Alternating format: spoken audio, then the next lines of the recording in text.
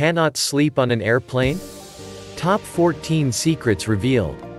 Let's face it, finding a way to get comfortable on an airplane feels impossible, let alone sleep on one. That is, until you read these tips from travel experts and globe trotters who have mastered the skill. 14. Book a window seat. So you can't afford first class, who can? What's the next best option for sleeping arrangements?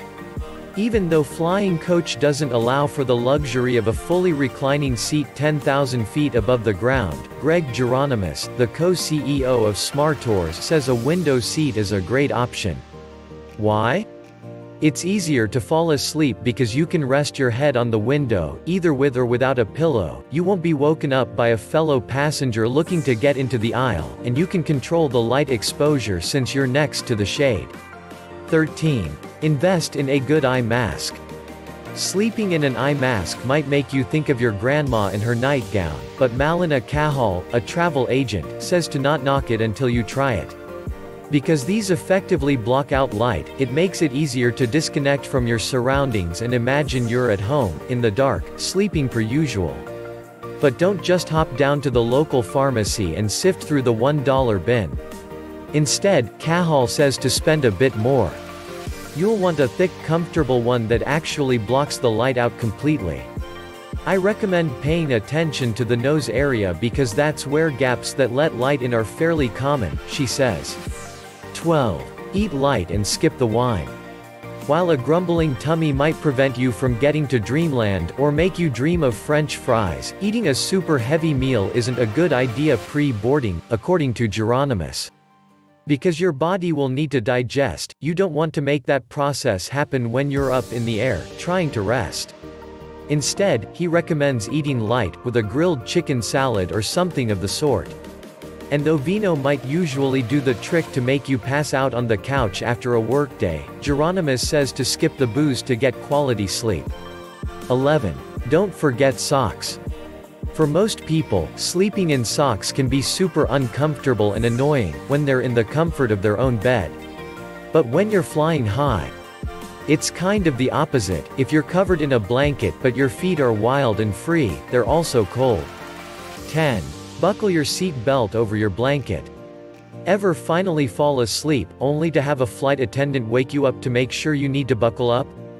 Avoid being disturbed, or at least, make it less likely, by fastening your seat belt over your blanket. This way, they'll see that you're tucked in, sound asleep and completely safe too, Geronimus says. 9. Invest in noise-canceling headphones. If you're someone who is already hypersensitive to your partner's tossing and turning and snoring habit and can hear the ticking of a clock downstairs, being on an airplane and trying to sleep will drive you nuts. Not only are you trapped gulp, but you really can't politely ask the guy in the next row who snores like a dinosaur to kindly shut up. Instead, Cahal says to go ahead and invest in a pair of noise-canceling headphones to take the stress out of the situation. It's a personal trick of hers that works every time. 8. Work out before your flight. It seems like a no-brainer, but one of the most important keys to slumber success is wearing yourself out pre-flight, so you're actually tired when you get on the plane. 7. Consider an oversized hoodie. While most airlines will give you a blanket when you're flying overnight, they aren't always the best option for slumber. Some airlines even have you pay for the privilege. 6. Don't forget about your tray table. When you think about the design of an airplane seat, at first, it feels very basic without a lot of options. But if you get creative and consider the various ways you can use the accessories to your advantage, Cahal says you might hit the jackpot with sleep. The first place to look? The tray table. I personally have a hard time sleeping in a sitting position, and the best trick I've discovered is don't be afraid to utilize the tray table. I always wipe it down first. I've seen people actually change dirty diapers on those trays, then I simply put a small travel pillow or even my sweatshirt on the tray and lay my head down. This position is a little awkward, but really does help. It works best for smaller people, she explains. 5. Look around for open seats. Once you reach cruising altitude, take a look around the plane. More often than not, you'll see a few empty seats, or if you really get lucky, a free exit row with 3 seats flying solo. As long as there is no reservation under those seat assignments, they're up for grabs and will make it easier for you to rest easy. Just check with your flight attendant to be courteous. More seats equal more room and more sleep, Cahal says. I personally am not above sleeping across a few seats if there are plenty available. Just remember, it's important to be considerate of other passengers and avoid blocking the aisle. 4. Do what usually makes you sleepy. Consider what you do at home to make yourself get tired. Listen to relaxing music. Read. Watch a movie. Whatever sleep routine works for you on a day-to-day basis is what will help you in an unusual circumstance, too. For Niver, watching a movie is her go-to trick, as it cancels out the noise around her and makes her eyelids feel heavy. Think about what works normally and apply it to your travel experience. 3. Make sure you're hydrated.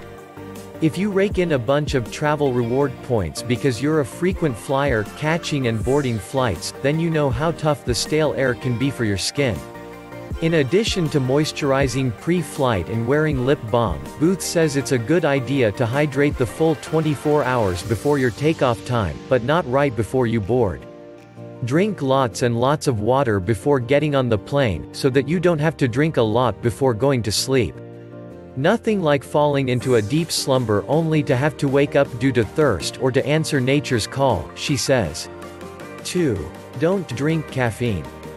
You Java lovers out there might find this one impossible, but we promise you can make it work.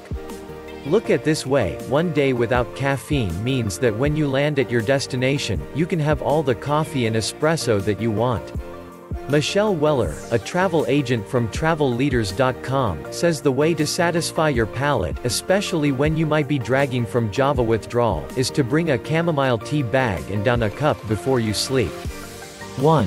Be strategic with sleep beforehand. In addition to working out, Joost Schreeb, the co-founder and CEO of Kimcom, says sleeping in on the day you're going to travel cross-country or cross-Atlantic is a bad idea. Plan ahead in terms of your sleep patterns.